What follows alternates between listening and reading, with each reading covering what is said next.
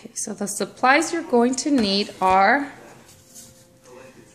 some stain, which I got this wood finish, what is it, red mahogany, 225. Sandpaper, tray, to use some white glue, or you can use some Mod Podge. This frame here that I picked up at the Dollar Tree, and all I'm going to do is I'm going to take this out of the frame and I'm going to use the paper, the image that's in here, okay? So the hubby is helping me. So all he's doing is sanding down the tray. So we're using 100 grit paper. You don't want to use anything a little rougher because it will end up scratching your surface. And a little bit lighter is more like fine sanding. That's like the last thing that you want to do. So 100 grit, what it does, it actually helps you pick up all the dirt, grime, the grease, oils, anything that's on here. So you got to try to pick that up as much as you can so that when you put a stain or you paint it, it actually takes. But if it doesn't, if you don't do the preparation right, your stain or your paint won't adhere to whatever it is that you're painting or staining. And you'll see the imperfections afterwards. So it's better to take the time to prepare it first so that you get a better result at the end. There it is. He's done sanding it and he brought out some of that mineral spirits. Let me show you what that is. And what is that, babe? I don't even know what that is. What it is, it preps your surface. Once you're done sanding it, it actually finishes cleaning it. And it does the trick. It actually cleans everything so that when you're going to put a stain on here, any little, anything that was left from the sanding process, this will finish picking it up. So you can see it's lint free. Make sure you use something that's not going to leave any lint on here as well, because once you put the stain on there,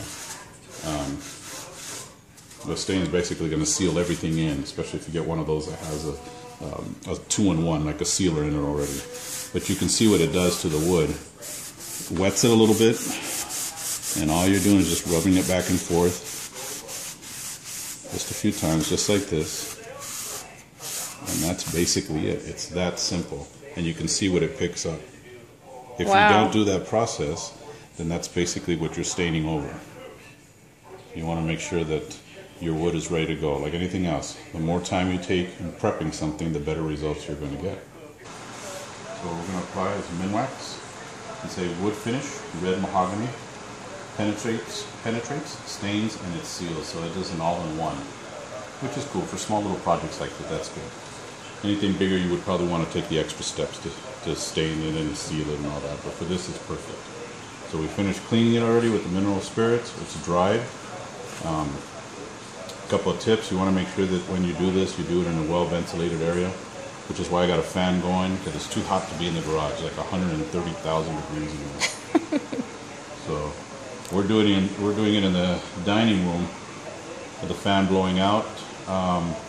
Another tip is that when you do stir this, you're going to see that there's going to be bubbles inside of here.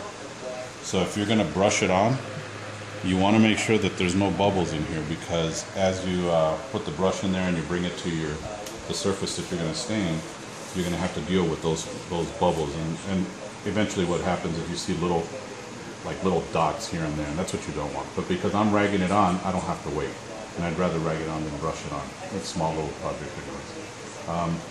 The other thing when you guys are done staining is don't leave your rags all rolled up, bunched up like this, and just throw them in the trash and figure you're safe, especially if it's as hot as it is out here.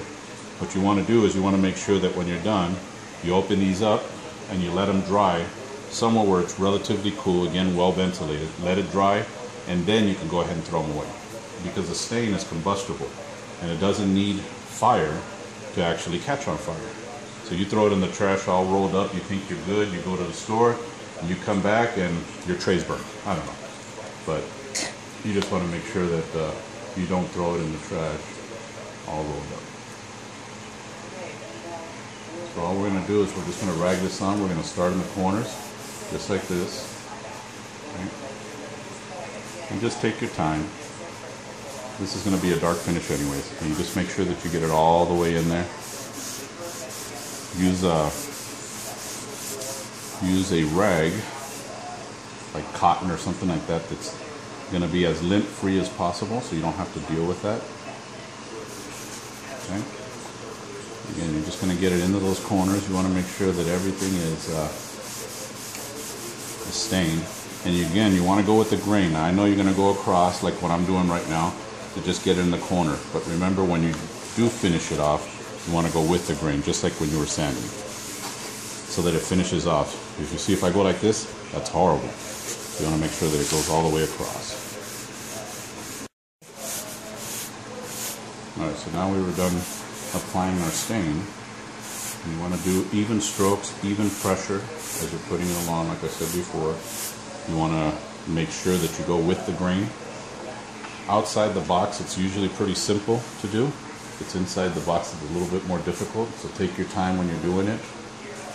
Alright, you can see on the inside still a little wet, but I haven't ragged it off a little bit. But on the outside, you can see I've already pulled some of that stain off. And what it does, it just shows the grain of the wood, the natural beauty as they call it, all the knots, all the little imperfections. You can actually see it if you pull some of that stain off. And by pulling the stain off, you mean getting a dry rag, clean rag, and just brushing it over. Another rag, cotton is best, lint-free. You can see what I've pulled off of there. This is the one I was using to put it on there. And this is what I'm doing now to pull some of that stain back off.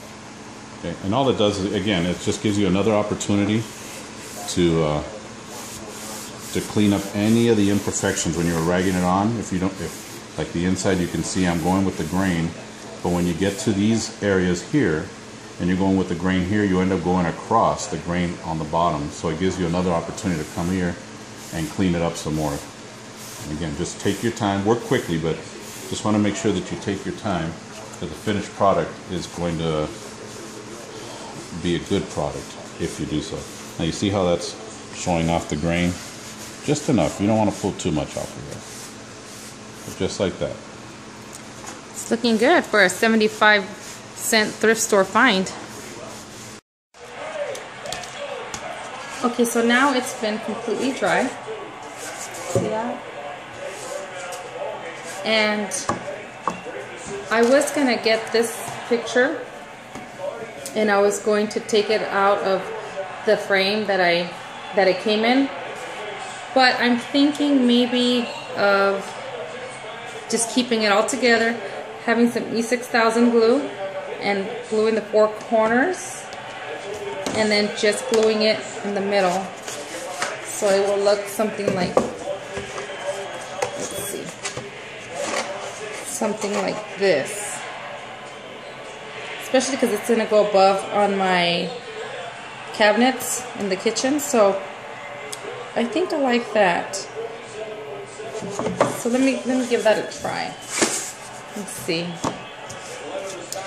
You can definitely do it the other way, where you can take it out of the frame and it looks like it's glued on there somehow. Like you can just rip this off and take it out of here, but also, you know what, I didn't want to lose the little, see how it has the little rhinestones right there, little blue rhinestones, and that is so cute, so I don't want to ruin that. So I think I'm just going to glue it on here, and then I'll show you guys what it looks like. So this is what the finished product looks like. I put it up here on my counter, or on my cabinet, on top of my cabinet. You know what, I should have just done the decoupage on here, but oh well, I still like the way it came out. So that is my DIY. Hopefully you guys like it, and I will show you what it looks like from a distance on top of my cabinet.